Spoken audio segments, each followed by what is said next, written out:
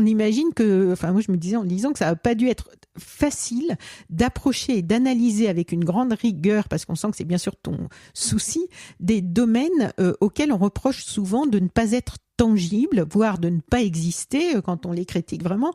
Est-ce que tu peux nous dire en quelques mots, toi, tes exigences professionnelles par rapport à cette méthode auquel tu devais revenir et du défi que ça représentait, j'imagine, pour toi? Oui, oui, en effet, c'était fondamental et c'était assez difficile parce que, disons que la voie a peu été ouverte encore.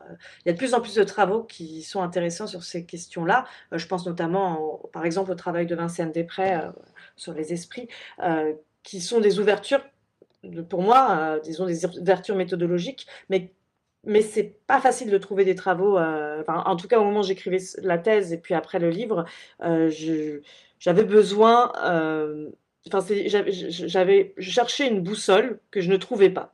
Alors, le problème, en fait, c'est que soit on tombe, quand on travaille sur ce genre de pratique, sur des travaux qui sont critiques. Donc, ça va être des travaux qui vont se dire sociologiques et qui vont affirmer que le magnétisme et la médiumnité ne sont que des croyances et des superstitions.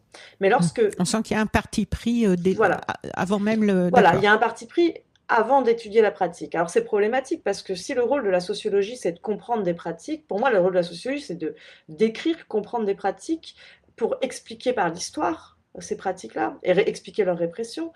Et puis à la fin, on peut critiquer, mais le type de critique qu'on va produire n'est pas le même type de critique que vont produire d'autres acteurs dans la société, dont c'est le rôle, par exemple des journalistes. Voilà. Mais du coup, alors, soit il y a des travaux qui sont directement critiques. L'un des problèmes fondamentaux de ces travaux, c'est que moi, ma question, c'était de comprendre comment dans notre société, en France, on va distinguer le croire du savoir, la science de la croyance. Mais si je commence à critiquer en tant que croyance ce que j'étudie, je me rends inapte, incapable de comprendre comment et d'imiter le croire du savoir, parce que je suis déjà engagée dans la distinction que je veux observer.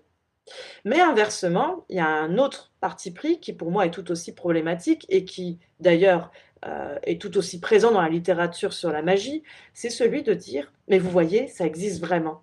Ça devrait être reconnu par la science.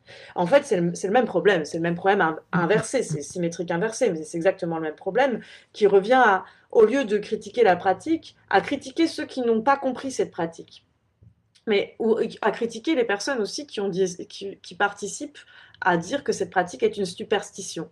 Mais en faisant ça, on rentre aussi dans la controverse et on essaye de participer à légitimer la pratique. Alors que si mon objet d'étude, encore une fois, c'est d'observer qui va illégitimer le magnétisme en disant c'est qu'une croyance, c'est qu'une superstition, et qui va le légitimer en disant ça mérite d'être analysé scientifiquement, il y a peut-être un potentiel d'efficacité thérapeutique intéressant qu'il faudrait mesurer, etc., etc. En fait, si je suis engagée dans un côté ou dans l'autre, je ne peux pas observer qui va participer à cette distinction, encore une fois, entre le croire et le savoir.